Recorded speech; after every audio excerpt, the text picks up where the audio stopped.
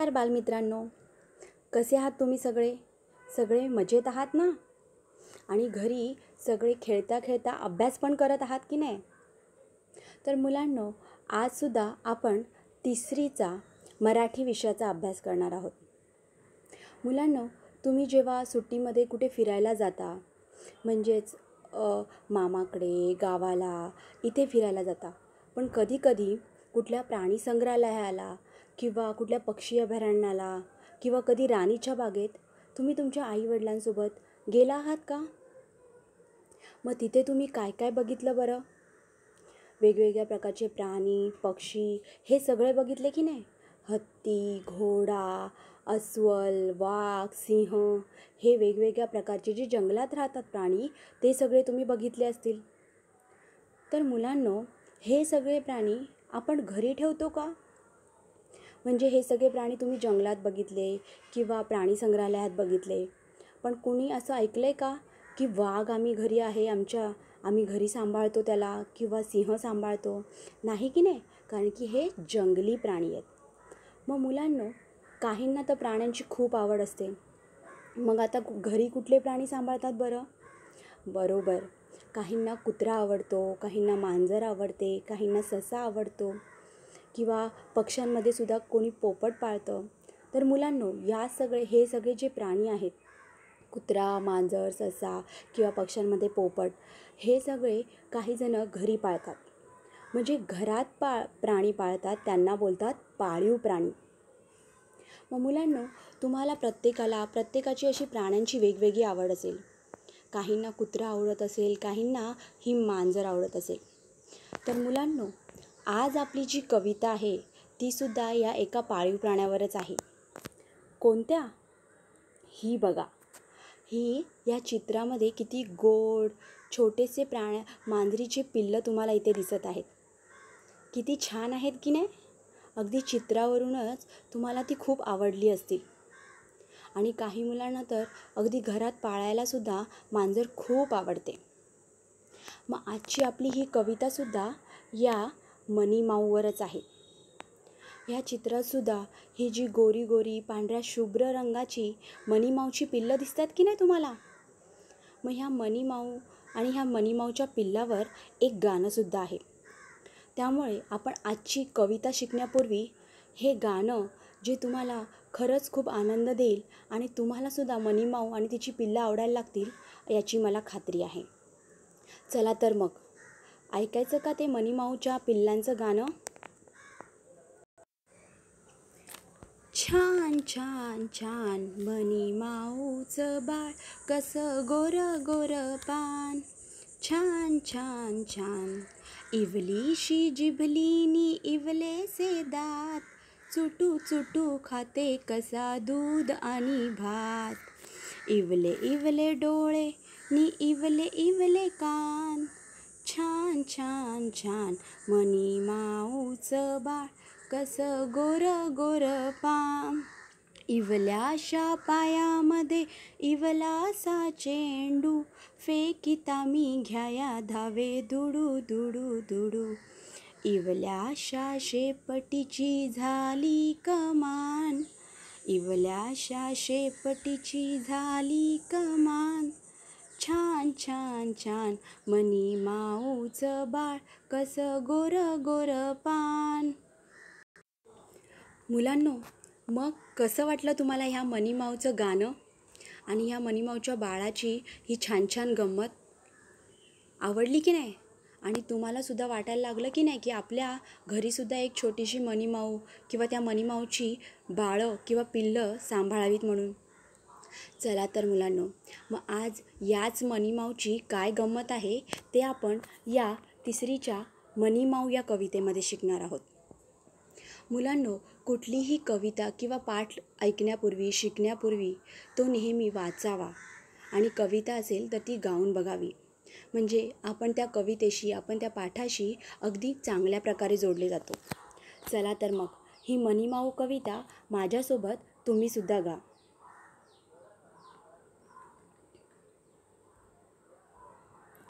पहा आमची ही मनीमाऊ, कशी गुबगुबीत आणि मऊ मऊ. पहा आमची ही मनी माऊ, कशी गुबगुबीत आणि मऊ मऊ. दिवसभर चालू गुरु गुरु, दिवसभर चालू गुरु गुरु, दूध पिताना चुरू चुरू. दिवसभर चालू गुरु गुरु, दूध पिताना चुरू चुरू. दुपारी बसली रुसून, पायरीशी पाय दुमडून. दुपारी बसली रुसून, पायरीशी पाय दुमडून. हळूच कबूतर पाहून, मारली उडी दुरून. हळूच कबूतर पाहून, मारली उडी दुरून. टिपूला बघताच घाबरून, टिपूला बघताच घाबरून, पण घुशीला घाबरवून. चिमणी पाठी धावून धावून, गपचूप बसली थकून. चिमणी पाठी धावून धावून, गपचूप बसली थकून. बघा मुलांनो, कविता तर गाऊन झाली. आता आपण वळूया या मनी माऊकडे. म्हणजे ही मनी माऊ काय म्हणतेय ते ऐकूया. मुलांनो, पहा आमची ही मनी माऊ, कशी गुबगुबीत आणि मऊ मऊ. आता बघा, ही जी ह्या मुलाकडे त्याची मनी माऊ आहे, म्हणजे तुम्हाला मी सुरुवातीला सांगितलं की काहींना खूप मांजर आवडते, कुत्रा आवडतो आणि ते आपल्या घरात पाळतात. अगदी छोटी छोटी पिल्लं सुरुवातीला घेऊन येतात आणि ती नंतर मोठी होत जातात. तर मुलांनो, ही सुद्धा जी मनी माऊ आहे ती कशी गुबगुबीत आहे, म्हणजे अगदी तंदुरुस्त अशी जाडी वगैरे दिसते आणि मऊ मऊ. मऊ मऊ म्हणजे आपल्याला कापूस कसा मऊ मऊ लागतो हाताने, तशीच ह्या मनी माऊला हात लावला की ते कसं लागतं, मऊ मऊ ती लागते एकदम. म्हणजे तिला असं जवळ पकडलं किंवा तिच्या पाठीवरून गोंजारलं तर अगदी तिला जणू काही आपल्या हातात कापूस आहे किंवा मखमली कापड जणू आहे, अशी ही मनी माऊ कशी आहे, गुबगुबीत आणि मऊ मऊ. दिवसभर चालू गुरु गुरु आणि दूध पिताना चुरू चुरू. मनी माऊ ही जी आहे त्याचा आवाज कसा काढते, ती गुरु गुरु दिवसभर तिचा आवाज चालू असतो. म्हणजे ती रागावली, तिला काही पाहिजे असेल तर तिचा गुरु गुरु गुरु गुरु असा आवाज येत राहतो. आता बहुतेक करून मनी माऊ म्याव, तुम्हाला माहिती आहे मनी माऊचा आवाज कसा काढते, म्याव वगैरे. पण ही जी गुरगुर आहे ती काहीतरी तिला सांगायचं असतं की ती रागवली आहे किंवा तिला काहीतरी पाहिजे. आणि हे सगळं जे घरात मनी माऊला म्हणजे मांजरीला पाळतात, सांभाळतात, त्यांनाच अगदी नीट माहिती असतं. कारण जसं आपल्या मुलांचं, लहान बाळांचं आईला नीट कळतं की अरे त्याला काय पाहिजे किंवा त्याला काय खायला पाहिजे, तो रागावला आहे का, ती रागावली आहे का, त्याचप्रमाणे हे जे घरी पाळतात जे कोणी मांजर किंवा कुत्रा, त्यांनासुद्धा अगदी आपल्या घरच्या सदस्याप्रमाणे सांभाळतात. त्यामुळे त्या प्रत्येकाची म्हणजे मांजरीची प्रत्येक हालचाल आणि प्रत्येक गोष्ट ही अगदी त्या मुलांना किंवा त्या घरच्या सदस्यांना माहिती असते की ती का गुरु गुरु करते आहे.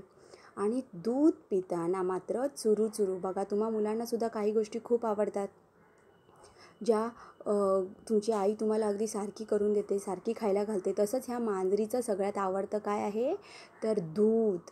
मग ह्या मांजरीला खूप दूध आवडतं, त्यामुळे तिला दूध दिलं की ती स्वारी कशी होते, एकदम खुश होते. आणि दूध कसं पिते ती, चुरू चुरू. म्हणजे दूध पिताना असं बोलतात की मिटक्या मारत दूध पिते आहे. मांजरीला दूध खूप आवडतं. त्यामुळे घरात जे पण सदस्य ज्यांच्याकडे पण मांजर असेल त्यांना ते तर नेहमी मांजरीला दूध देतात. आणि ती कशी पिते, चुरू चुरू पिते.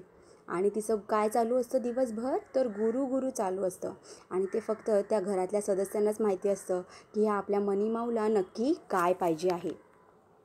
आता दुपारी बसली रुसून, पायरीशी पाय दुमडून. दुपारी काय झाली आहे, ती रुसून बसली आहे. बघा, आता तुम्ही लहान मुलं असता, तुम्हीसुद्धा रुसून बसता की नाही. आणि म्हणजे कोणावर सुद्धा, दादावर, ताईवर, घरच्या कुठल्याही मोठ्या सदस्यांवर जर तुमचं ऐकलं नाही तर तुम्ही रुसून बसता. आणि तुमचा एखादा आवडता कोपरा असेल, एखादी बाहेर बाल्कनीमध्ये बसत असाल, खिडकीत बसत असाल, पलंगाखाली कोणी कोणी रुसून बसतं. मग तशी ही मनी माऊ कुठे रुसून बसली आहे तर पायरीपाशी, म्हणजे घराच्या पायरीपाशी ती पाय दुमडून, म्हणजे तिचे जे 4 पाय ते पाय दुमडून आपली रुसून बसली आहे कोपऱ्याला. दुपारच्या वेळेला तिला राग आला असेल कुठला तरी आणि म्हणून ती पायरीपाशी पाय दुमडून रुसून बसली आहे. आणि हळूच ही रुसून तर बसली आहे, मात्र तिचं लक्ष चारी बाजूला आहे. म्हणून हळूच कबूतर पाहून मारली उडी दुरून.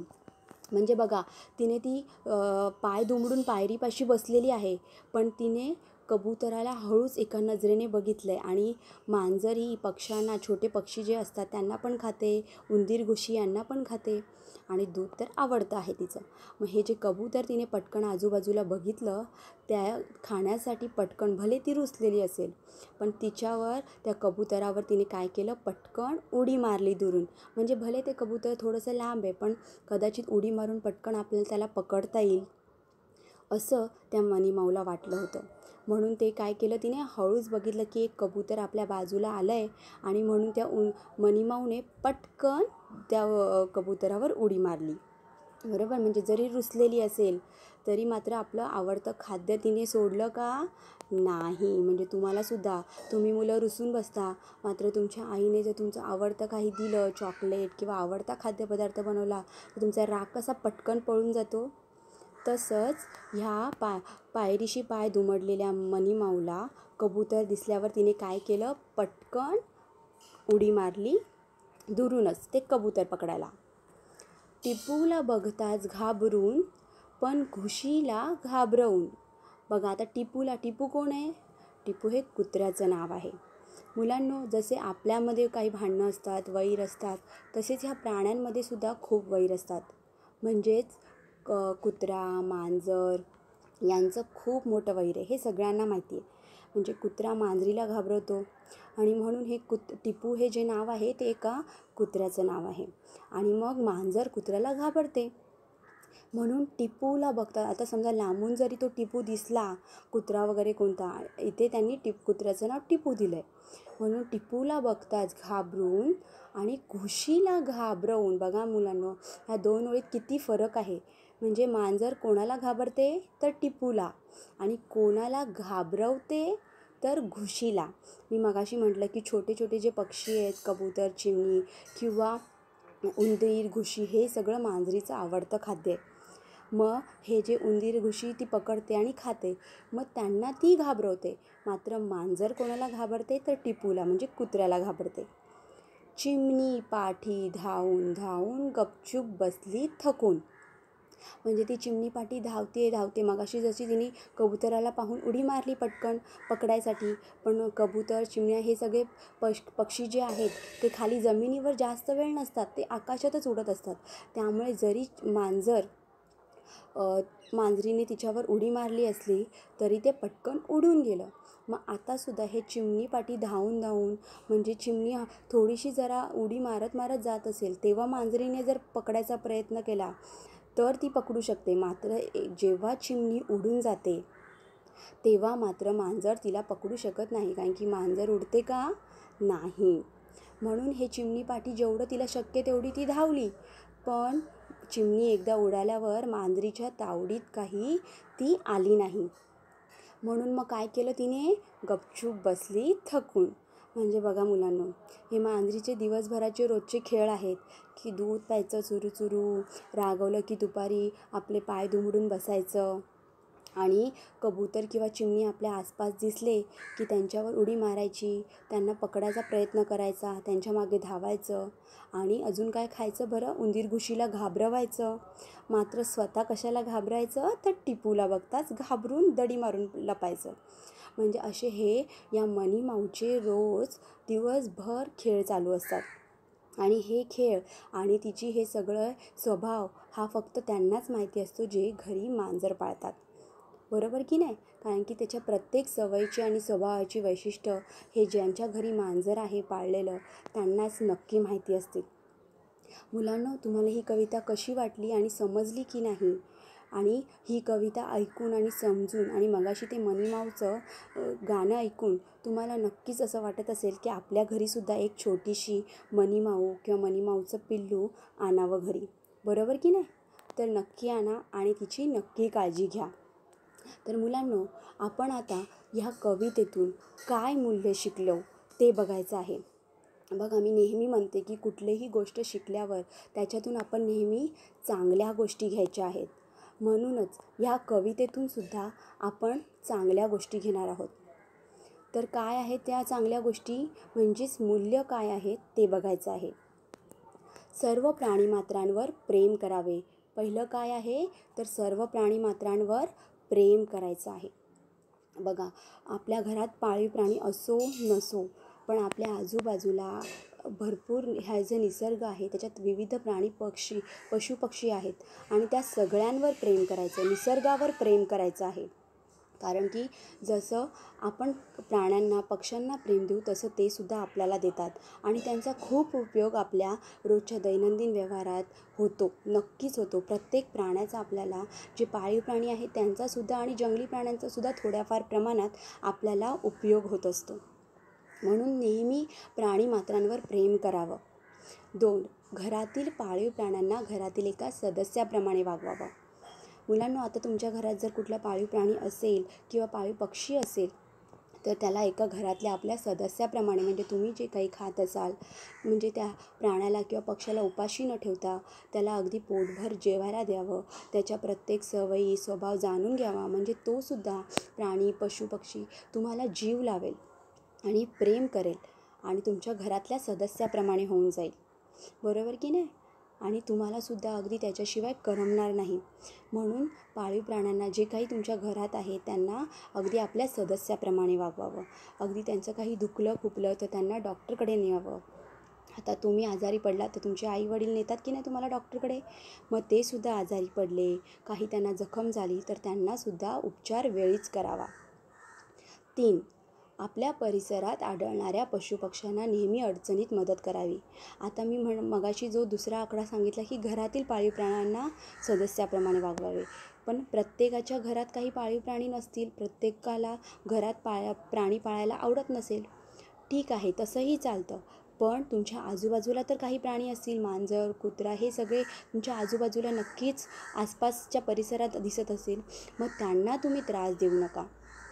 त्यांना तुम्हाला जर अडचण वाटत असेल, ते तुम्हाला जर काही त्यांच्या त्यांच्या कुठल्या अवयवावर तुम्हाला जर जखम वाटली असेल तर त्यांना वेळीच उपचार करा. कुत्र्यांना मांजरांना दगड वगैरे मारायचा नाही. ह्या सगळ्या ज्या गोष्टी आहेत, म्हणजे ते सुद्धा प्राणी आहेत, त्यांनासुद्धा लागतं, हा नेहमी विचार करावा. आता उन्हाळा चालू आहे, त्यांनासुद्धा तहान लागत असेल, भूक लागत असेल. पशुपक्षी जर, जे काही चिमणी कावळा जर तुमच्या खिडकीमध्ये येत असतील तर त्यांना पाण्यासाठी वाटीत पाणी ठेवावं, दाणे ठेवावेत, म्हणजे ते सुद्धा अगदी त्यांचं पोट भरेल. पाण्याने जर त्यांना तहान लागली असेल उन्हात फिरताना तर त्यांचंसुद्धा तहान भागून जाईल. बरोबर की नाही? अशा प्रकारे तुम्ही मदत करू शकता. म्हणजे असं जरुरी नाही आहे की तुम्ही तुमच्या घरातच फक्त प्राणी पाळायचे आहेत. बरोबर की नाही? तुमच्या आसपाससुद्धा जे प्राणी पशुपक्षी असतील त्यांना तुम्ही मदत करा.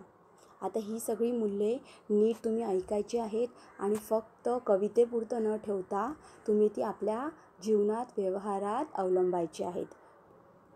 आता आपण मूल्य तर शिकलो. आता आपण ह्या कवितेवरची काही प्रश्न उत्तरं बघूया.